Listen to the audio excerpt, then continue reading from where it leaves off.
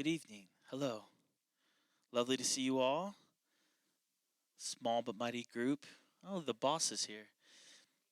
Hello, boss man. We have been in the book of Exodus for the last few weeks. So, this is week 3 of 4 weeks in Exodus, which, by the way, is insane to attempt to do this book, 40 chapters, in 4 weeks is just a bit much. But um, I think it's good. I think it's really good for us sometimes to just think of things in the bigger overview picture. Tonight will be definitely that. We're going to be covering 19 to 31. So it's a beefy amount of scripture. Um, and basically, my hope for tonight is to continue our conversation. We started Exodus 2 weeks ago. We highlighted that the book is ultimately about relationships. It's about relationships with God, relationships with humanity, and we really, really honed in on the creational aspect of Exodus. And so, all throughout the book of Exodus, we're getting lots of creational theology, which is basically first couple chapters of Genesis. And they're just bleeding through all of the words, all the pages. And I think we're going to continue to see that same consistency from the creation of the world. 7 days, God rests, this beautiful depiction of what reality looks like when you're in relationship with God and with others. And then in Exodus, we're basically looking at a people who have come out of 400 years of slavery, which we talked about last week. 400 years of basically just being inundated with a different economy than how they had lived before. And they were under we talked about a decreator role in Pharaoh. Pharaoh basically operates as a complete antithesis to God as creator, which we see in Genesis. We see it throughout the book of Exodus that God creates. He is always giving life. He's always preserving life. He's always keeping life. He's always maintaining life. He's always directing life. And Pharaoh is the opposite. He's killing. He's pushing people to demean other people. He's enslaving. He's oppressing.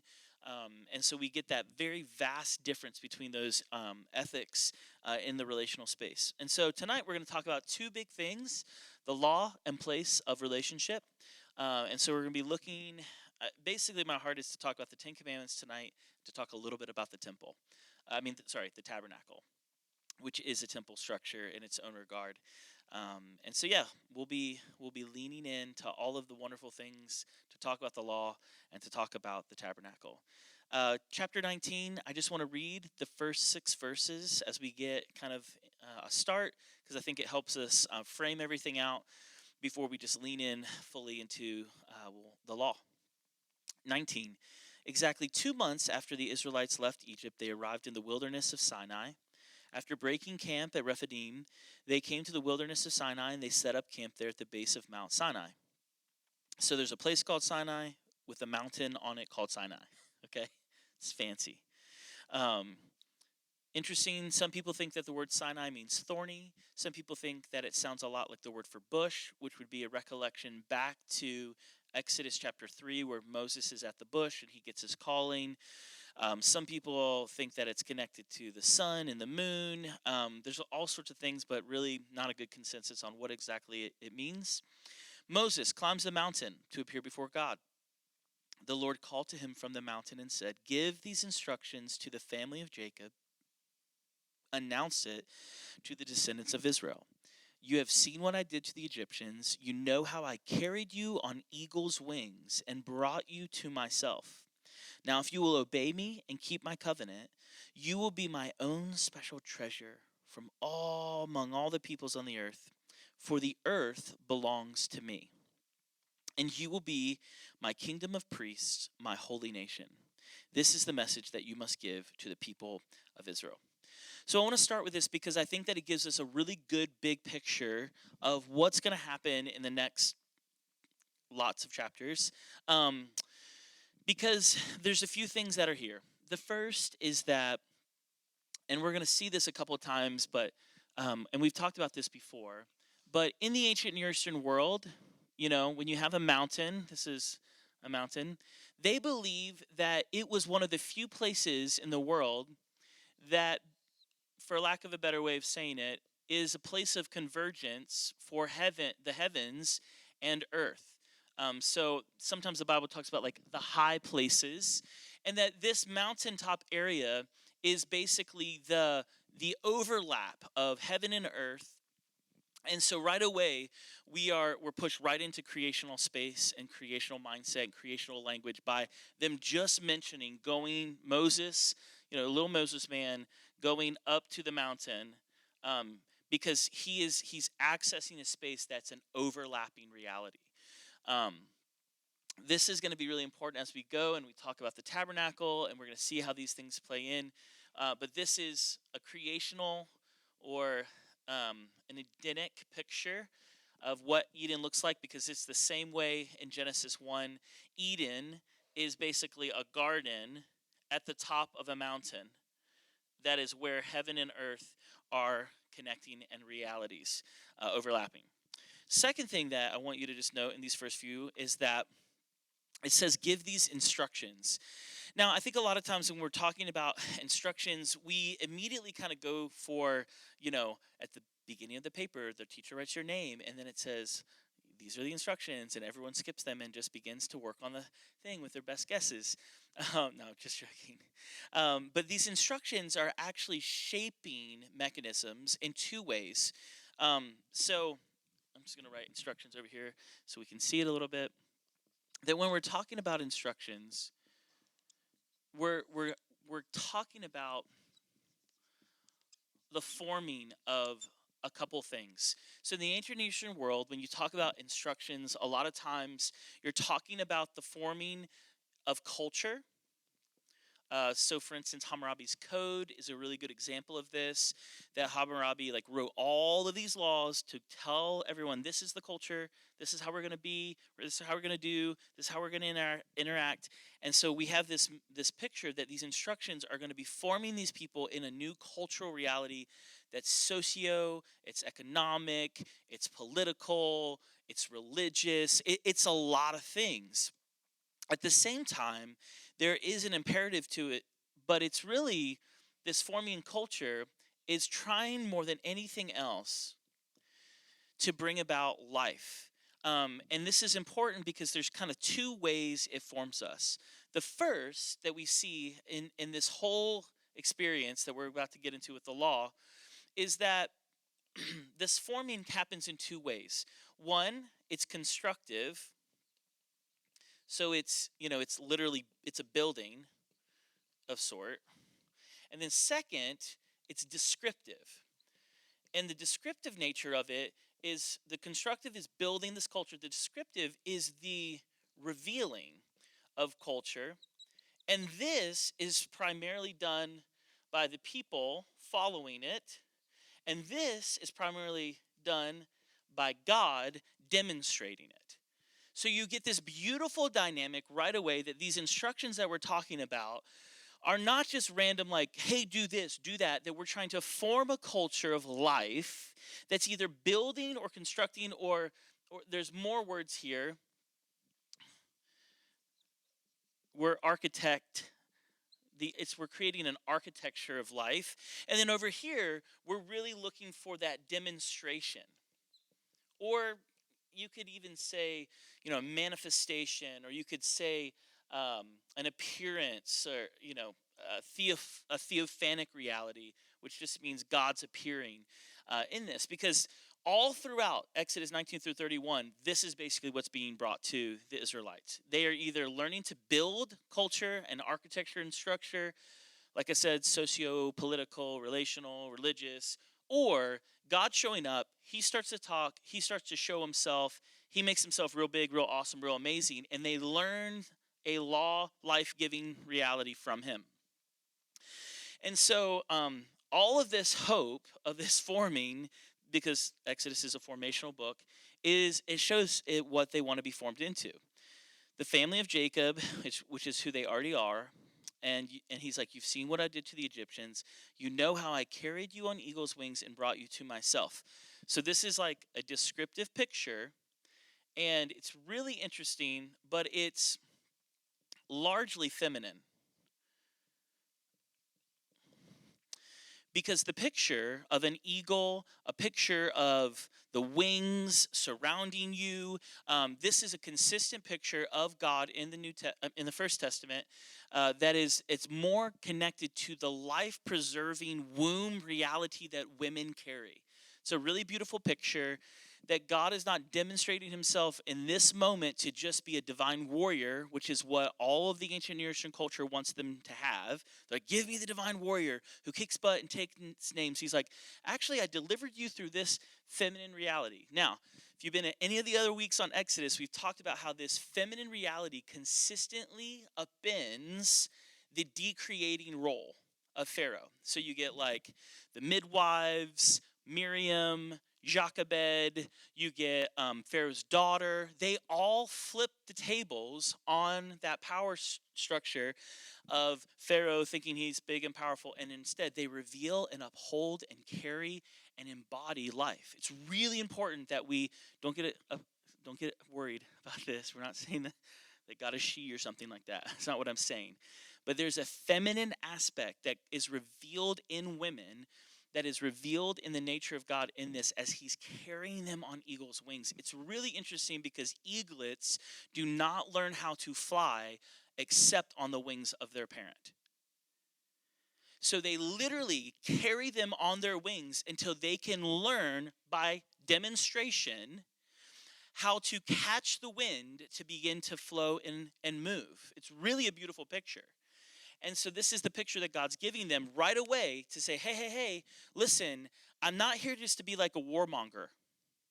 And this is really important for them as a people to acknowledge that their reality is that God has come to them to reveal to them that it is about holding, upholding, surrounding life at all costs at the highest level. It's nurturing. It's this beautiful picture that we don't see all the time in the world. When we talk about God, when we talk about who he is, we don't always pick that up, but it's all over the Old Testament, and it's also in the New Testament. I keep getting excited about the New Testament. Um, the next thing that it says is that if you will obey me and keep my covenant, and it tells a bunch of these things. So obedience for us is so dictatorial in how we process obedience. But the heart of obedience in the ancient Near Eastern world, and the heart of obedience, particularly in the Bible, is really based on two things. One, how receptive I am, and two, how responsive I am. And so obedience is defined by my ability to receive, hear, listen, how are you going to process that, and respond, act, move, and function. And so it's not like, yes, sir, right away, sir. It's not that non-thinking, non-participatory, rote action. There's none of that in the obedience mindset. It is, I acknowledge that you are speaking, you're saying something, you're revealing something, I'm receiving it, and I'm going to act upon it. And so that's really important for all of this place of relationship and law of relationship. And then he said, keeping my covenant, which is upholding it. I can't get into it right now, but the word keep is connected to Eden, where they are called to what? Guard and keep Eden. So there's like references already to Eden there. And then he says, you'll be my own special treasure, which basically means that they are special in their function in the world. It doesn't mean that they're better than anyone else in the world. It just means that they're special in how they're functioning in the whole of earth, which is important because then he says, I want you to recognize that the whole earth belongs to me.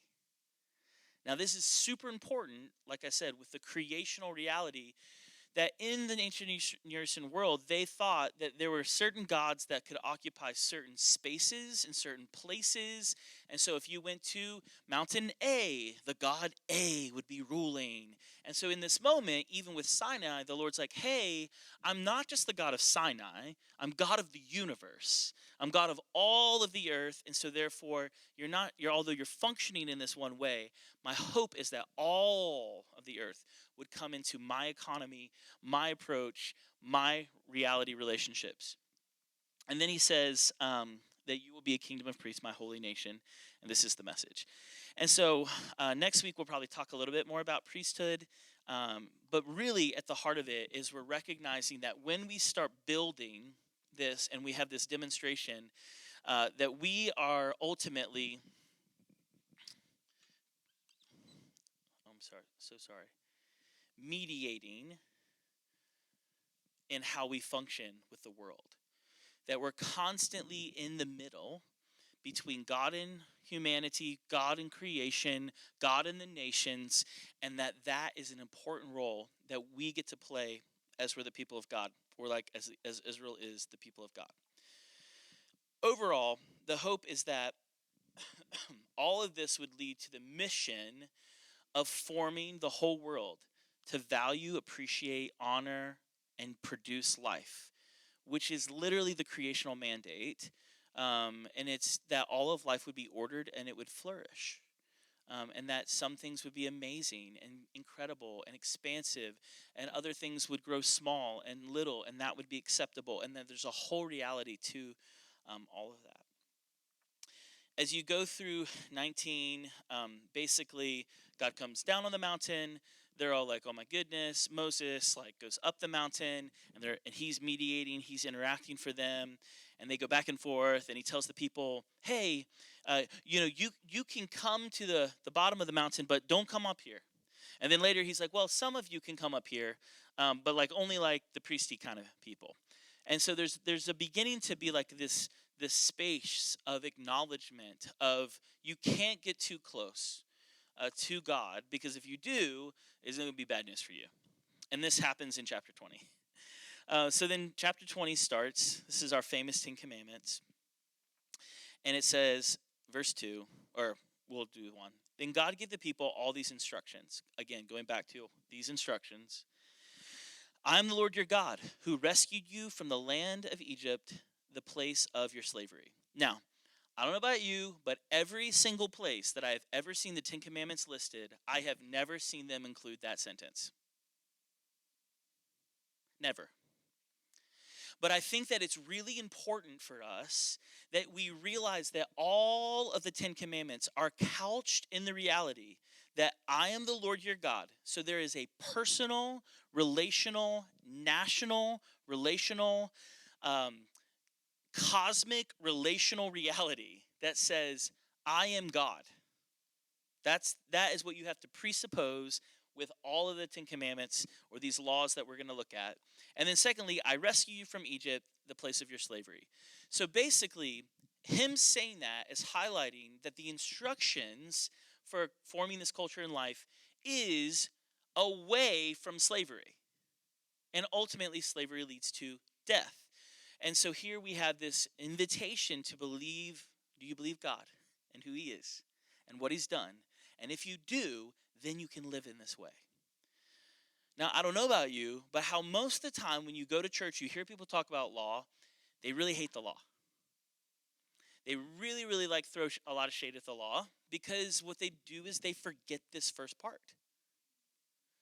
That once you have the right belief in a God who exists as the creator of the universe, who is obsessed with your rescue and your salvation and your freedom, then law is wonderful.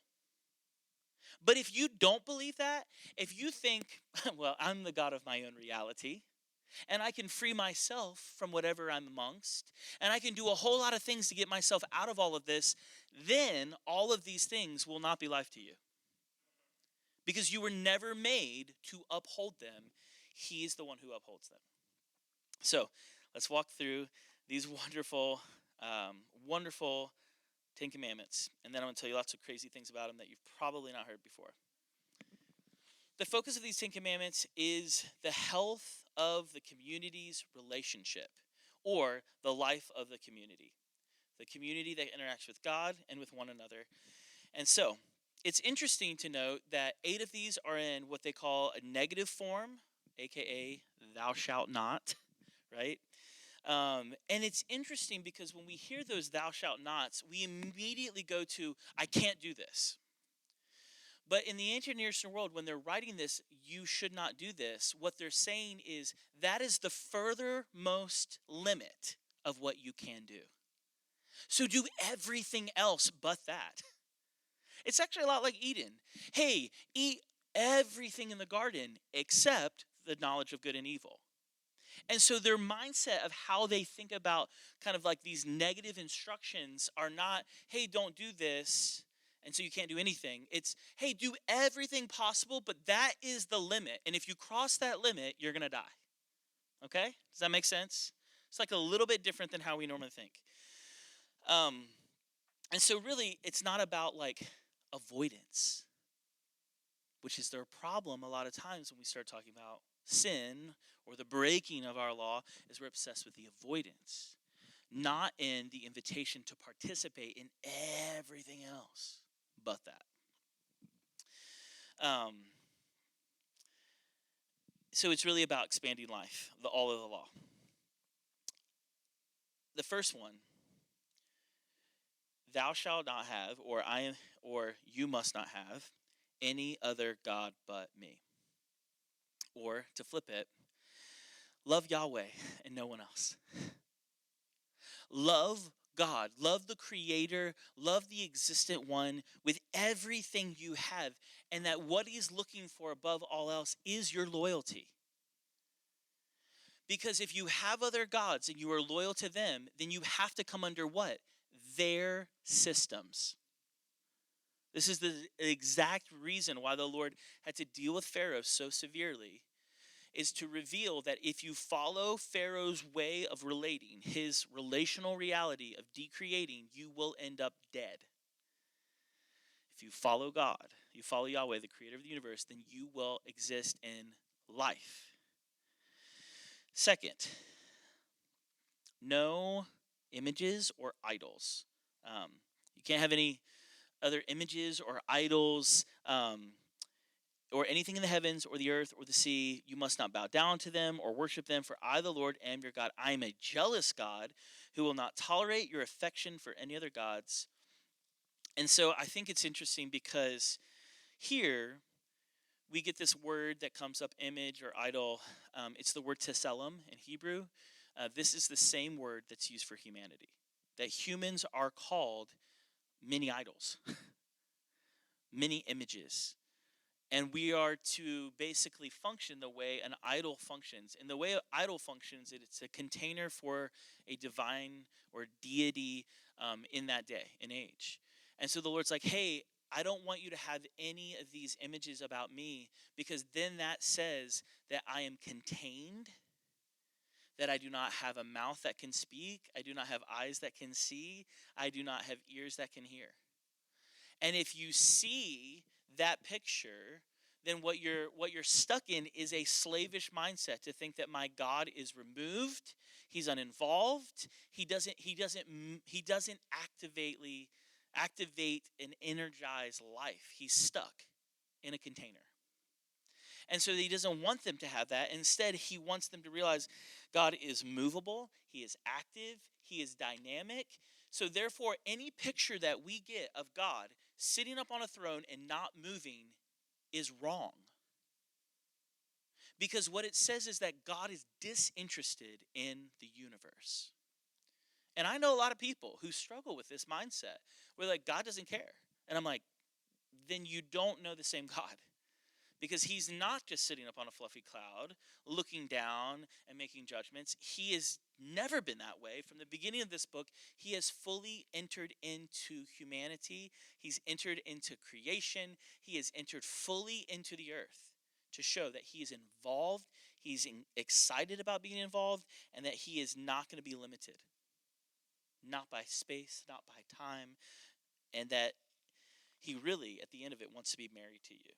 Because that's why he's jealous. The word jealous God here is purely connected to the idea of marriage. Why is this such a big deal? Well, because the idea of idolatry is deeply connected to one that we're going to hear later, which is adultery. And so marriage is about covenant, it's about commitment, it's about connection. And so the jealousy comes when I want to be completely committed to you. And so the Lord's like, I'm looking for your loyalty because I am choosing to be fully loyal to you in our relationship. Verse 3, take the Lord's name, do not take the Lord's name in vain or misuse the Lord's name. Pretty much every commentator says this is not using the Lord's name the way we talk about it in like a curse word kind of way.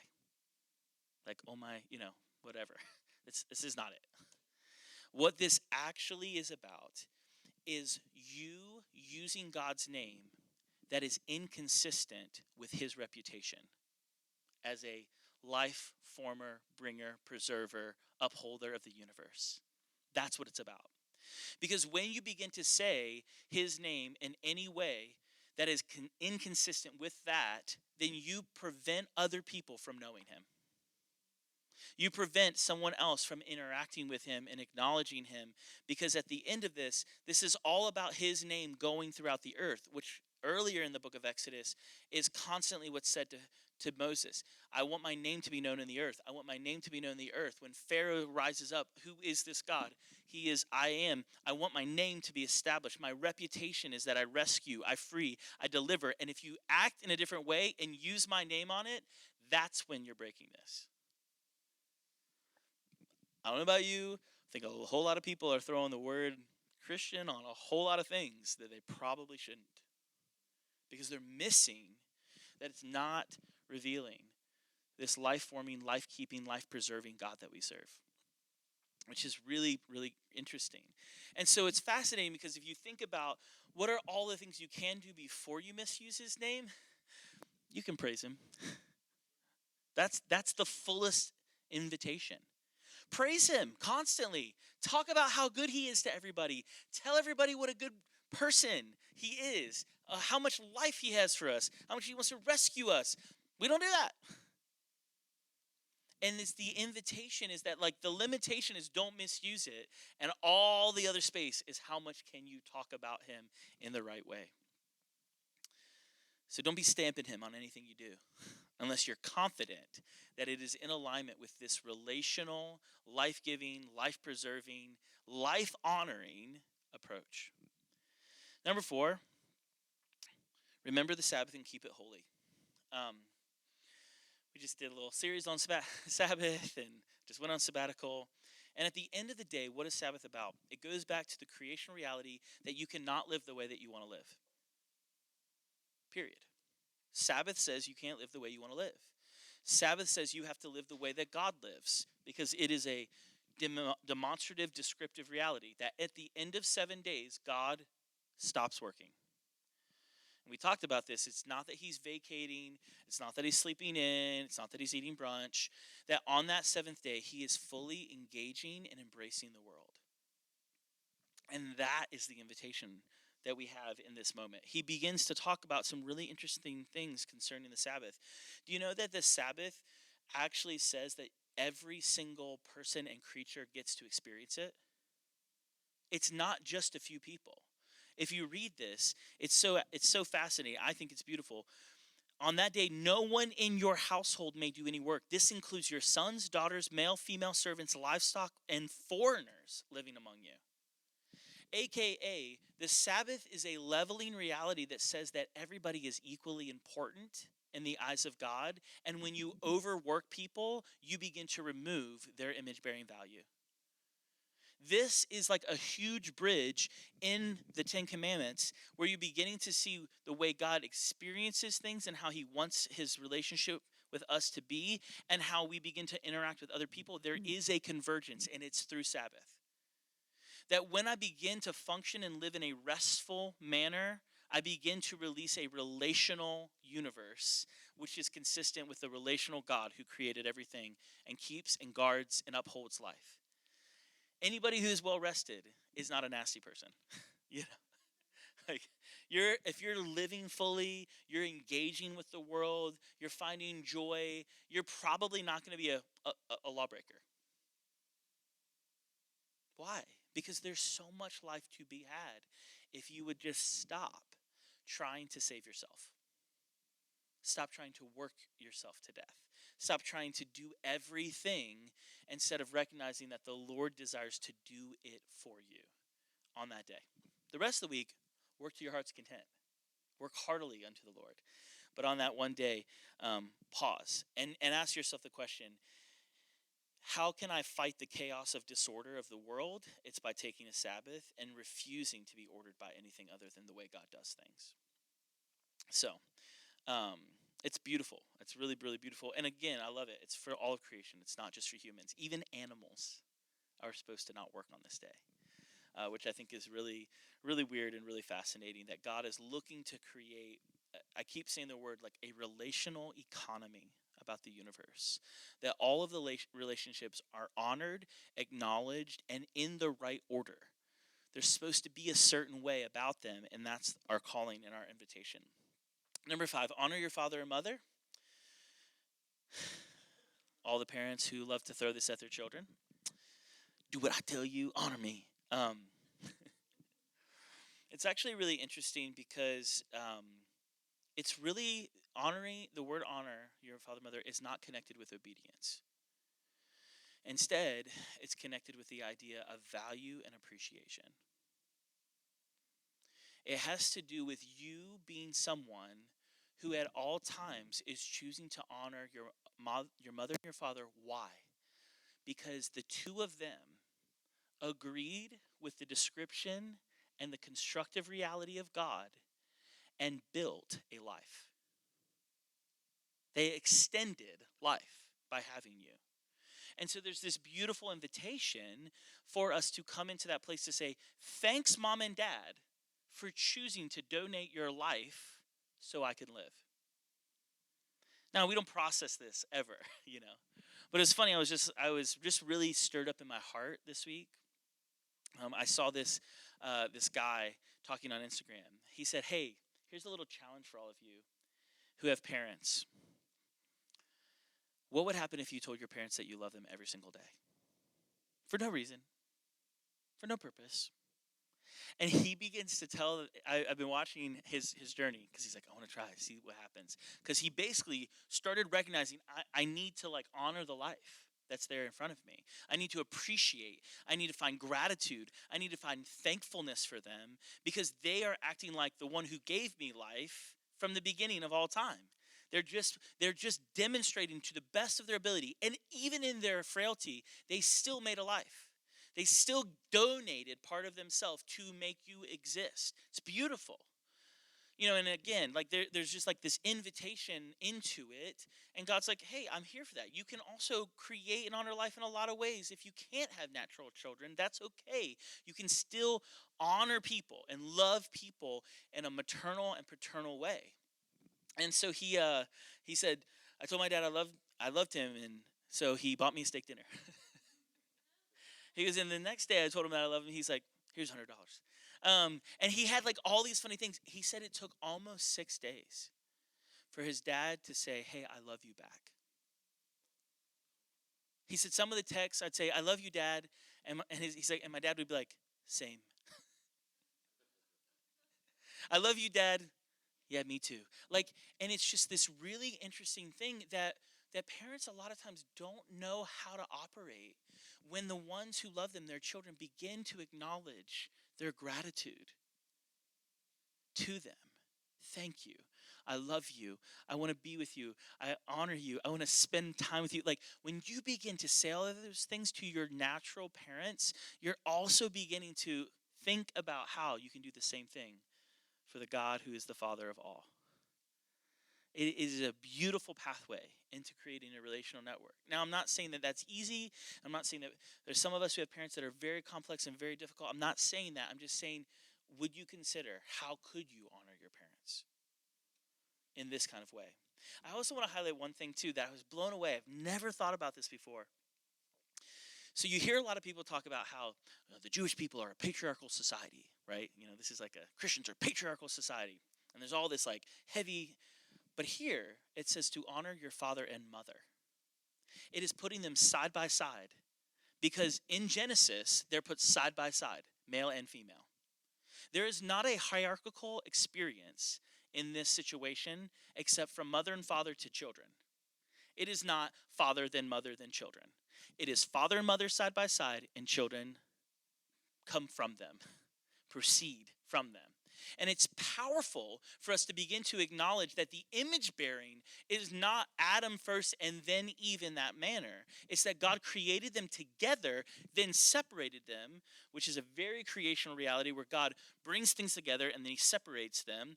And this is the nature of how he wanted his image to be seen. And so I think for many of us, like, we have to recognize that there is the same value in honoring both parents and not thinking that one is better than the other because of whatever context you grew up in. It's not here. And this is an ancient book that's challenging us to honor father and mother side by side. It's unheard of. It's unprecedented unless you have a God who's all about life. And he's all about the image that he created and not the one that the world has propagated. It also says that when you honor your father and mother, it's funny, it says, then you will live a long, full life in the land that the Lord your God is giving to you. And everyone's like, man, I can't wait for that promise. It's not necessarily a promise where it's like, when you do this, then that happens. If you honor your parents and you acknowledge who they are, it basically, that in part means it's going to be a lot easier than if you didn't. It's going to be a lot easier and smoother than if you didn't. Number 6, thou shalt not kill. So here's the difference. So now we shift into a different mode, basically from 6 to 10. All of these are social equals in the interactions, okay? So I just talked about how the father and mother and the children are above and below. God, the Father, is above, and everyone else is underneath who he is in that reality. And now it's like we're all like in the sociological equal place as we talk about this. Not kill. Some people think it's murder. I think that murder is too reductionistic. I think that it's more about the acts of violence that come against another person, whether it's from hatred, anger, malice, rage, personal gain. Because what we're doing when we begin to take life in that way is that we begin to say we are the chooser of life. We put ourselves higher than the giver of life by saying that we can take life when we choose. And so we begin to find ourselves equal to God in a certain way and how we're approaching things. And we recognize that if we do that, then we're not believing that all life belongs to God. We believe that some life belongs to me. And that's not the truth. And so it usurps kind of this order of the economy of God, the agency of God, that he's given us the ability to be his agents in the earth, but he's not given us the ability to violate his way of relationship. And then the beautiful thing is that if you reverse it, the reversal of this is that you would be somebody who is obsessed with removing all the violence between others. That you'd become, a New Testament word, a reconciler. And so all of a sudden you realize that the invitation, if you're not going to kill somebody, if you're not going to take from them, then you're going to find whatever you need to do to give them life and help them give life to another person most of the time. Reconciliation is a huge part of our agency.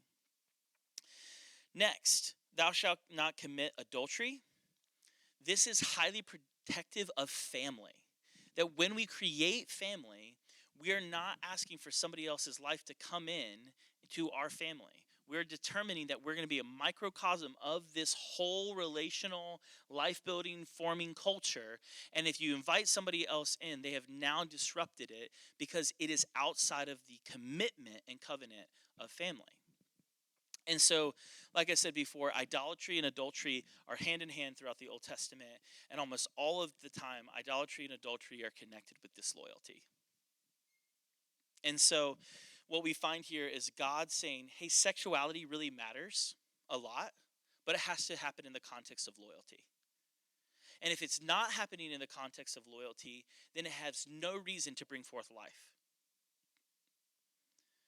Because if you're not committed and loyal to the person, then you're not committed and loyal to the life that you could have. Which is really interesting and powerful for us in the world that we live in. It also highlights that there is a huge value on God working in the male and the female relationship as the proponent of life. It's huge in this. Number 8, thou shalt not steal. In the ancient Near East, property is an extension of yourself, and it's an extension of your human dignity as you are someone who can work in the earth. So when I rob from you, I not only take something, which is a violent act, but I also say you're less of a human because I've taken something from you that you have actually worked for. Because they don't have things the way we have things, they work for the things that they have in the ancient Near East world. They don't accrue things like we do. They whatever they worked for, whatever they made, whatever they sowed and planted and reaped, that's all that they have. And when you take that from them, you literally take away their human dignity. You take away from the fruitfulness because they have guarded and protected life. So now you're trying to steal their flourishing, and you don't have to do any work. And when we become takers, we stop being receivers. And when we're not receivers, like I said at the beginning, that we are not obedient anymore, because taking does not move towards obedience. Number 9, bear false witness. A lot of times, though, the word bearing false witness is used in legal matters and not being deceptive in legal matters. But it actually has to do similarly to how we talked about don't put God's name on your life and do whatever you want. This has to do with don't ruin somebody else's dignity or reputation by what you've said about them. It doesn't matter even if it's true. If you are preventing someone's name from having life connected to it, what are you doing? If you're demonizing somebody, what are you doing? If you're calling somebody out consistently about what they aren't, what are you doing? You're dangerously close to Pharaoh making accusations, and an accusation is just another version of a false witness. Instead, the invitation in the relational network of God is that you would have truthfulness in all of your dealings with all of the people that you're in relationship with. Because ultimately, we're remembering that when I ruin your reputation, I have now asserted myself as being better than you. And when I do that, I have ruined the social equality of how God has created our lives and our relationships. When I badmouth you, I put you lower than me. I make you less of an image bearer than I am. And we can't do that. It's like not allowed. It's a beautiful thing that I think that kind of the extension of this, it moves to not gossiping. That's like a full extension of this. What could you do instead of bearing false witness? Start telling the truth about somebody, even when they're not acting like it. Start honoring the fact that I was having this conversation this week. It was really interesting. They were telling me about two people that are in their life, and they're both fighting really bad, and it's really, really bad. And they're like, basically, they're like, Pastor Jason, what do I do? I'm like, I said, hey, start here. Can you get them to just acknowledge, like it was between a daughter and a mother, they were fighting. And I was talking to the sister. And I said, can you just get the mother to say, I'm a mother and she is my daughter? Instead of all the bad mouthing, can you just get them to affirm what they are? Can you get them to affirm that I still love them? Can you affirm that I still desire a relationship with them? However, I know it's a mess and we've got a lot to work on. But can we just find those places of connecting to the truth instead of getting obsessed with all the things that are not true? And last, thou shalt not covet. The word covet here is the word hamad, which means to lust after. Now, I know we're obsessed with lust in the church. It feels like everyone's always preaching against lust. Lust is literally just a desire that you have. And lust can go two ways. That desire can be ordered and be good, or that lust can be disordered and not be good. A lust that is good, that is ordered, can bring life. A lust that is not good will not bring forth life. And so here we're highlighting that there is these desires inside of me. This is the only commandment that's actually like kind of driven internally, because you can't ever tell that someone's coveting unless they say that they're coveting. I could be like, man, I just really want the Carson has all in the inside, but it's like it's not necessarily an external thing. And so it's a really interesting addition or kind of last point to it, because it's basically saying that The Lord is so willing to work in you. He wants to go all the way inside of you to deal with all of the things that are in your heart and your thoughts and your mind that might just possibly lead you to other things. Because coveting can get connected to envy, to greed, to discontent. It's all of those things are connected. And so again, what are the options? What are the ways that we do is we start to recognize that there is an appreciation that I can have for what I have. Because whatever I have is something that God has given to me. If I really believe that I can't get things for myself, that He gives me everything, which is how the universe functions and works, for the record, none of you tell yourself to breathe. Um, you go to sleep every night, you wake up, and no one ever tells your body to do that. God does. And so, in that way, you are fully appreciative of all of the things that He gives you. Now, if He gives you little, that's great. If He gives you a lot, that's great. Do I judge the mouse for how little he has versus the elephant who seems to have much more? No. I recognize that in the world of relationships, God has created both of them for specific space and place in the universe, and that is the same in all of our relationships. If somebody makes bazillions of dollars and some people only make a few dollars, it does not mean that their value is higher or lower. It means they are equal in the context of relationship. It just means that God has decided that in His world, He needs them to be in that position to what? To propagate life. And then they need you in a smaller amount to propagate life in the little ways you can. And we need the whole network. We need the whole web of relationship. And all of it matters as long as the focus is life and not the focus of what can I get? What can I find? What can I do? What can I get outside of myself and outside ultimately of God? Because I can tell you that if you're coveting, the next step is what? Stealing. The next step is what? Murdering, killing. Maybe not physically, but in your mind. Adultery. You want somebody else's wife. I mean, I'm just saying, like, you start to lie about somebody else because you feel bad about yourself. That in a lot of ways, this is the penultimate reality that you work through everything and you're like, I got to make sure I'm dealing with this. The best way to deal with all of this is literally appreciation. That if you can appreciate the relationships that you have and the life that you have and the God that you have and the people that you know, if you can value and appreciate them, you continue to construct and build a life that reveals God. Because God has come to reveal Himself in a way that is to not downplay who you are, where you're at, or what's going on, or what's not going on in your life. He's decided that you're all worth it because He made you in His image. So at the heart of it, there's a whole bunch more laws that come after here that I'm not going to touch on because I want you to just get into your brain as deep as you possibly can that all law is relational in nature. That it is all about the preservation of life, the keeping of life, the upholding of life at all costs. And so everything is about relationship. Your worship, your rituals, your practices, all of these things are connected to the rhythms of creation that God has put into place. You have to have these practices. You have to have these things that you're doing, whether it's through worship, whether it's through how you work, whether it's how you think, whether it's whatever it is, you have to come back to, is this upholding the creational world that God created? Is it participatory? That when you really get down to the nitty-gritty of this law, it's all about life on life. It's all about how do we interact with each other when both of us have so much life to offer and to give.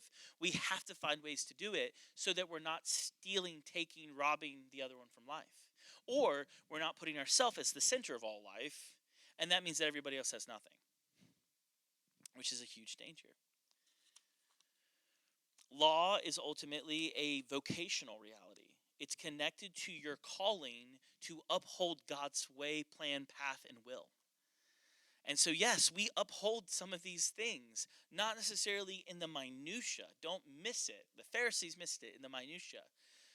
But recognize that the heart of these things are upholding how God wanted to create the whole universe.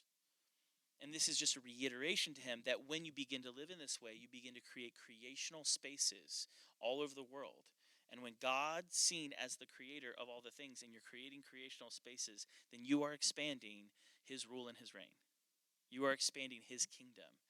Every fight between you and your siblings is an opportunity to determine, are we coming into the rule and reign of God or the rule and reign of self? Every single conversation is that. Every single interaction is that.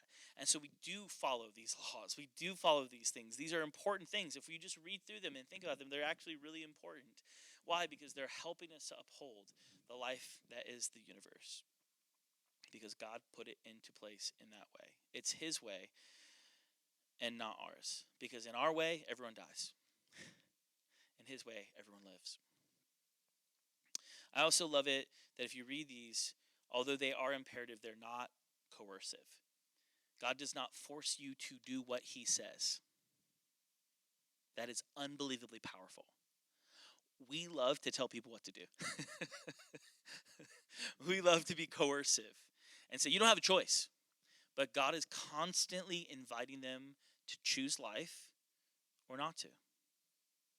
And that is a beautiful reality of how the nature of creation works. We know this is what happens in the garden because he clearly allows them to be in a space and gives them a prohibition, and they still are able to take it because he doesn't coerce them to not. Do you not think the God of the universe couldn't stop them from taking a bite? Just saying. If you think that, then God is really small. But that he is willing to say, I'm not going to be coercive in this. I'm looking for you to make choices that are consistent with who I made you to be. And when you do, you propagate the life that I gave you and expand it and expand his kingdom of life versus coming away from his kingdom of life. All right. Okay. We talked about the law of relationship. Now we're going to talk really quickly about the place of relationship. I'm going to do this for like 10 minutes. We'll probably come back around, by the way, next week and finish some of this. So, Exodus 25, we begin to get an invitation into now the place of relationship. So, they've come out of Egypt, which was not a place of relationship. It's a place of oppression, slavery, decreation. And now they're being invited into a sanctuary in the wilderness, a place of worship, etc. It's fascinating that the invitation here is that the Lord basically tells the people to bring their offerings and their contributions and all the things whose hearts are moved to offer them, which I love that verse. It's actually one of my favorite verses about giving offering in the Bible, because it says that we're to accept the contributions from all those whose hearts are moved to offer them. Again, this is a non-coercive approach to giving. Love this. And then he says, here's a list of all the things that they can give. And he lists some really, really fancy things. Pretty bougie. Gold, silver, bronze, purple, scarlet thread, linen, goat hair, ram skins, acacia wood, olive oil. I mean, these are expensive things. And then verse 8, have the people of Israel build me a holy sanctuary so I can live among them. You must build this tabernacle and its furnishings exactly according to the pattern I will show you. And this is really the heart of this whole place that God is trying to have with his people. He wants them to build this place. It's a holy sanctuary. I'm so sorry that this is getting thin. Sanctuary. 25. To dwell with them. This is 25, verse 8. Two big words here. Sanctuary. We've heard talk about holy, sanctuary, and dwell. These are directly related. This word dwell. I think I have another marker over here. Let's see. Is the word shakan. And then Mikdash is this word, sanctuary. The reason why these are so important is that here we see that there is this holy place. So this is basically holy, and then basically a place of holy. So a holy place of holy. So super holy. Shekan, to dwell with them. Shekan is where we get our word tabernacle from. And a tabernacle, for another way of just saying it in a simpler way, is a movable tent. But not just a movable tent. It is the tent of a traveling king, which is awesome to think about. It's also connected to not just a traveling king. There's one more word that I was trying to remember about the traveling king. Oh, it is Eden recreated. So let me just show you that real quick. So we talked about this heavens, the peak, which in the garden is at the top, and in the middle of the garden is the tree of life, right? Remember this?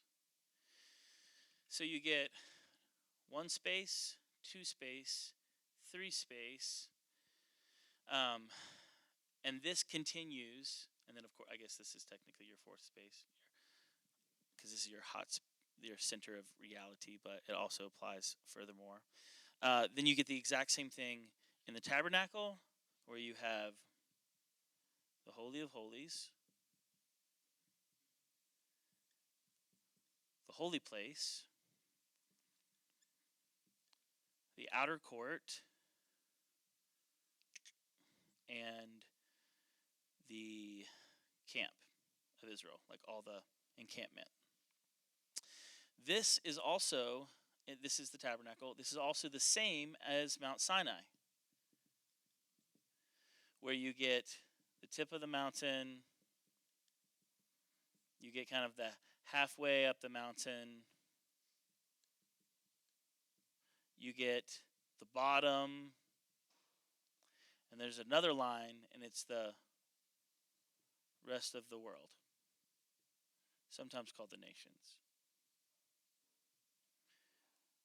And this picture is helping you to realize that in all of these spaces, and in that one, it is the height of where God is going to be and dwell with them. And then there's this next space, and then there's this next space, and there's next space, because the goal for all of humanity is that they would come all the way in, but it's progressive. Same thing on Sinai. Only Moses goes to the very top, Joshua and Aaron come to about halfway, the bottom the people of God, and then the rest of the nations, tree of life, the garden in the tree, then there's the actual land of Eden, and then it says there's water that flows to the rest of the world. That's the fourth place, not the heavens, sorry.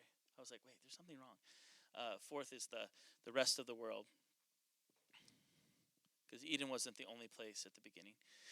And so this picture is just like a consistent ancient Near Eastern picture of how the divine operates with humanity, and how there's this overlap, and there's closer places of overlap, and there's less places of overlap.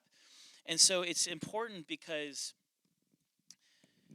if you don't understand these pathways that are there, then you're going to end up maybe not experiencing the fullness of life. Now, in the tabernacle, in this place of relationship, this very on both of these, both Sinai and in the tabernacle. I'll just write this tabernacle right there. This was a place that you could die. That's how much life is there. Think about it that way. It's not that you die just because you're like sinning and you're a bad person. It's because there's so much life there that everything dies that's not alive. And we are not fully alive without him, so we'll die. And then the next place, like, some people can know. I really love this. This was the other one that I was thinking of. The Tent of the King Eden created. One commentator, I thought this is so interesting. He called this Yahweh's house. Isn't that interesting? And he was talking about it in this way, that this is like the master bedroom, and then the holy place is basically like the kitchen table, and this is like the front porch, and it's this beautiful picture. And if you think about it, like in the holy place, there's like table and food, because like the kitchen, like it's like where we eat together, and it's really neat. And then Holy of Holies is like the place of highest intimacy and the highest relationship.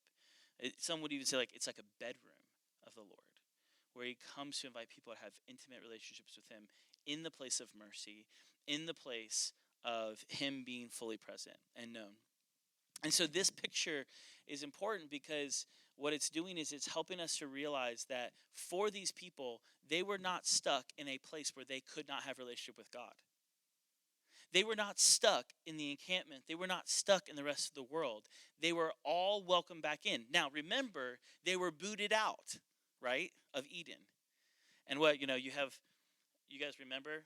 There's like big angels, right, seraphim, that are blocking the way. In the Holy of Holies, do you remember what's over the ark? Do you guys remember this? Big angels that are over the ark. Because it's showing that there is a pathway back. That the way out is the way in when it comes to our exodus. That as we leave the pathway of decreation and lack of life, we still have a possibility to go back in, which is amazing and beautiful and crazy all at the same time. And that is the mindset that we have to have, because this is the place of relationship. Moses standing here face to face like a friend, the intimacy of the Holy of Holies, all leading us back to the tree of life. It's all leading us back to life, and everything is to do that. And so what I thought was so interesting is he says, you have to follow this pattern exactly the way I show you, because there's a descriptive element, and then he shows them all the constructive aspects of how to build this space. So now it's not only in the law and how we live, but now it's also in the places that we are. That as we're in actual space and place, our morals, our ethics are not enough. We also have to live in a certain way with God. And so in our spiritual spaces, we're living with God. And we're trying to find the life. And we can talk more next week about all of the things that have to happen in order for us to really come into this. But ultimately, what this tabernacle is telling us and begging us is that humanity walked away from all of this. And in all of the other ancient Near Eastern spaces and religions, God stays on top of it, except with the people of Israel. God comes down into the tabernacle, his little tent. That is a massive difference from every other ancient Near Eastern religion, that God refuses to stay away from relationship. He moves towards relationship. So his presence shifts. So it's not occasional, it's not periodic, which is what we see in the story of Genesis, right? You randomly have these little moments where God shows up in Abraham, shows up in Isaac, shows up in Jacob. Now God's like, hey, because of what's happening in this, because of you coming out of slavery, because I'm reshaping and reforming this whole relational reality, I'm going to be with you all the time. I'm going to be in the middle of you, actually, because the tabernacle had to be the middle of the encampment. And so it's this beautiful picture of how God wants to be so present to keep preserve life, even though him being in the middle of it is a dangerous thing in some ways. Because of how much life he has, it reveals all the death that's still in us. It's so crazy that it's not only just that God comes down, it's not only that he sits in the middle of it, but I said it before, it's movable, it's portable. That God is not limited, and I love it because the prophets actually do a really good job. So many times they see the picture of the Lord high lifted up or seated on the throne, and the throne moves. It has wheels on it. Or I'm roaming throughout the earth, searching for a heart that's fully mine, right? There's a movement to God that says he is moving. He is not stuck to a fixed place. And so often, as we go through the story further on, what you realize is that God is always trying to get them away from the mindset that he's stuck in one place. They think that the temple, we later see that the temple is just another version of this, another version of the tabernacle, and that they're obsessed with trying to get God locked in one place. But guess what? That's just another version of idolatry, of locking him in to a set space and a set place, and God has refused to be stuck. And not to look too far forward, but in our minds, it's a beautiful reality when God decides he's going to ruin the temple by ripping open the veil and saying, actually, all access for anybody. It's so crazy, but it's so driven by relationship. It's so driven on this whole instruction of formation of culture and life to be about life and relationship, and nothing else is important. And so I think for us, like, we have to find these pathways, and we can talk about it a little bit, but there is these deep pathways that we have to find. Some are very particular, and it's because God cares about particularity and how we love him, just as much as your spouse likes particularity about how they are loved. And so we have to begin to ask the Lord, what are the things that are preventing relationship? What are the things that are moving away from this forming of a life relational reality? And if we're struggling, look at how these laws are constructed. Look at how the Ten Commandments are built out and help us get re-caught back up. One of the biggest things that I think for us is the biggest application for tonight is, can you appreciate? Period. Can you appreciate God?